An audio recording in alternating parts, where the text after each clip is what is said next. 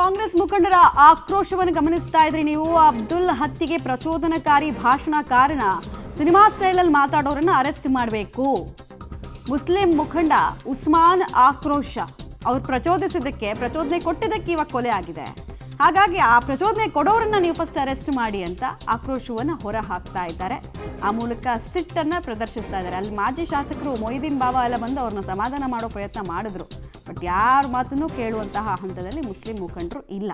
ಅವರು ಗಡುವು ಒಂದಷ್ಟು ಡಿಮ್ಯಾಂಡನ್ನು ಕೂಡ ಇಟ್ಟಿದ್ದಾರೆ. ನಾವು ಮತ್ತಿಲ್ಲಿ ಕಾಂಗ್ರೆಸ್ ಪಕ್ಷಕ್ಕೆ ಸಪೋರ್ಟ್ ಮಾಡಬೇಕಂದ್ರೆ ನಾವು ಹೇಳಿದಂಗೆ ಕೇಳಬೇಕು ಅಂತ ಕೇಳ್ತಾ ಇದ್ದಾರೆ ಕಾಂಗ್ರೆಸ್ಗೆ. ಸೋಷಿಯಲ್ ಮೀಡಿಯಾದಲ್ಲಿ ಬರುವಂತಹ ಪೋಸ್ಟ್ಗಳು ಅದು ತುಂಬಾ ಡೇಂಜರಸ್ ಅಂತ.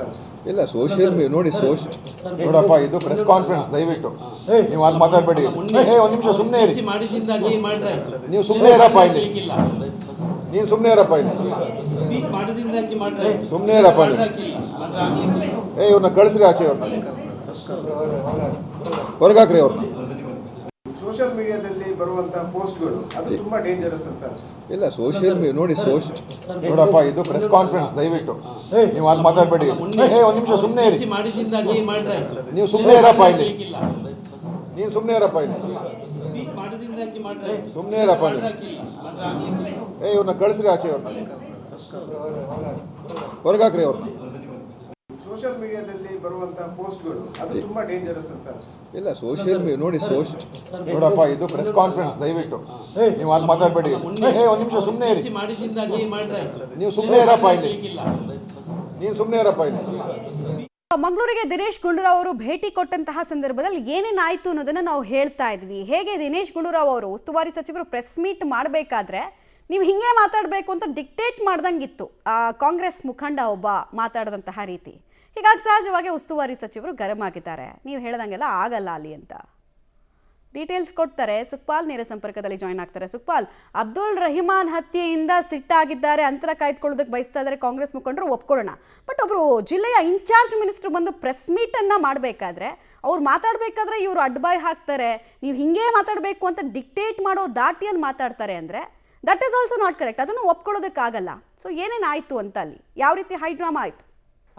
ರಹಿಮಾನ್ ಹತ್ಯೆ ಆದಂಥ ಸಂದರ್ಭದಲ್ಲಿ ಮುಸ್ಲಿಂ ಮುಖಂಡರೆಲ್ಲ ಕಾಂಗ್ರೆಸ್ನ ವಿರುದ್ಧವೇ ಆಕ್ರೋಶಗೊಂಡಿದ್ದರು. ಹಾಗಾಗಿ ಜಿಲ್ಲಾ ಉಸ್ತುವಾರಿ ಸಚಿವರನ್ನು ಬದಲಾವಣೆ ಮಾಡಬೇಕು ಅನ್ನುವಂಥ ಒತ್ತಾಯವನ್ನು ಕಾಂಗ್ರೆಸ್ ಮುಖಂಡರು, ಕಾಂಗ್ರೆಸ್ ಕಾರ್ಯಕರ್ತರೆಲ್ಲ, ಮುಸ್ಲಿಂ ನಾಯಕರೆಲ್ಲ ಮಾಡಿದರು. ಆದರೆ ಈಗ ಅವರು ಇವತ್ತು ಕಾರ್ಯಕ್ರಮಕ್ಕೆ ಬಂದಂಥ ಸಂದರ್ಭದಲ್ಲಿ, ಇಲ್ಲಿ ಸಭೆ ಮಾಡ್ತಾ ಇದ್ದಂಥ ಸಂದರ್ಭದಲ್ಲಿ ಅವರು ಯಾರು ಮುಸ್ಲಿಂ ಮುಖಂಡರಾಗಲಿ ಕಾರ್ಯಕರ್ತರಾಗಲಿ ಯಾರು ಅವರ ಹತ್ರನೇ ಸುಳಿಯಲಿಲ್ಲ. ಅದಾದ ಬಳಿಕ ಒಂದು 2-3 ಮಂದಿ ಮಾತ್ರ ಮುಸ್ಲಿಂ ನಾಯಕರುಗಳು ಇದ್ದರು. ಅದರಲ್ಲಿ ಪ್ರೆಸ್ ಮೀಟ್ ಮಾಡ್ತಾ ಇದ್ದಂಥ ಸಂದರ್ಭದಲ್ಲಿ ಉಳ್ಳಾಲ ನಗರಸಭೆಯ ಮಾಜಿ ಕೌನ್ಸಿಲರ್ ಆಗಿರುವಂಥ ಉಸ್ಮಾನ್ ಕಲ್ಲಾಪ್ ಅನ್ನುವಂಥ ವ್ಯಕ್ತಿ ಏಕಾಏಕಿಯಾಗಿ ಎದ್ದು ಮಾತಾಡಲಿಕ್ಕೆ ಆರಂಭಗೊಳಿಸಿದ್ದ. ಆ ಸಂದರ್ಭದಲ್ಲಿ ಗುಂಡೂರಾವ್ರವರು ಅವರನ್ನು ತಕ್ಷಣಕ್ಕೆ ಹೊರಗೆ ಹಾಕಿ ಅನ್ನುವಂಥ ಒಂದು ಆಕ್ರೋಶದಲ್ಲೇ ಮಾತಾಡಿರುವಂಥದ್ದು. ಆ ಬಳಿಕವು ಗುಂಡೂರಾವ್ರು ಪತ್ರಿಕಾಗೋಷ್ಠಿ ಮುಗಿಸಿ ವಾಪಸ್ ಹೋಗುವಂಥ ಸಂದರ್ಭದಲ್ಲೂ ಆತ ತಿರ್ಗಾ ರಸ್ತೆ ಮಧ್ಯಕ್ಕೆ ಬಂದು ಈ ರೀತಿಯಾಗಿ ಕಿರಿಚಾಡುವಂಥ, ಆಕ್ರೋಶ ವ್ಯಕ್ತಪಡಿಸುವಂಥ ಕೆಲಸ ಮಾಡಿದ್ದ.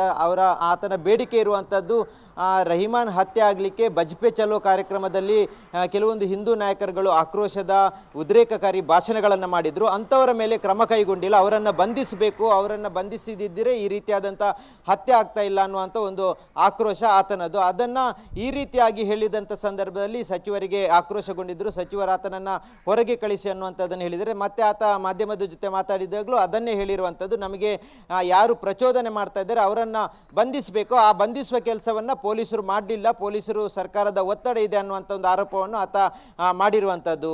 ಮಮತಾ, ರೈಟ್, ಧನ್ಯವಾದ ತಮ್ಮೆಲ್ಲ ಮಾಹಿತಿಗಾಗಿ ಸುಕ್ಪಾಲ್. ಒಟ್ಟಿನಲ್ಲಿ ಮುಸ್ಲಿಂ ಮುಖಂಡರ ಸಿಟ್ಟು ಒಂದು ಕಡೆ ಗಮನಿಸ್ತಾ ಇದ್ದಾರೆ. ಸಿಟ್ಟೆಲ್ಲ ಓಕೆ, ಬಟ್ ಇನ್ಚಾರ್ಜ್ ಮಿನಿಸ್ಟರ್ ಹಿಂಗೆ ಮಾಡಬೇಕು, ಹಿಂಗೆ ಮಾಡಲಿಲ್ಲ ಅಂದರೆ ನಾವು ಅವ್ರನ್ನ ವಿರೋಧಿಸ್ತೀವಿ ಅಂತ ಓಪನ್ ಆಗಿ ತೋರಿಸೋದಿದೆಯಲ್ಲ, ಅದು ಪಕ್ಷಕ್ಕೆ ಡ್ಯಾಮೇಜ್ ಅಷ್ಟೇ.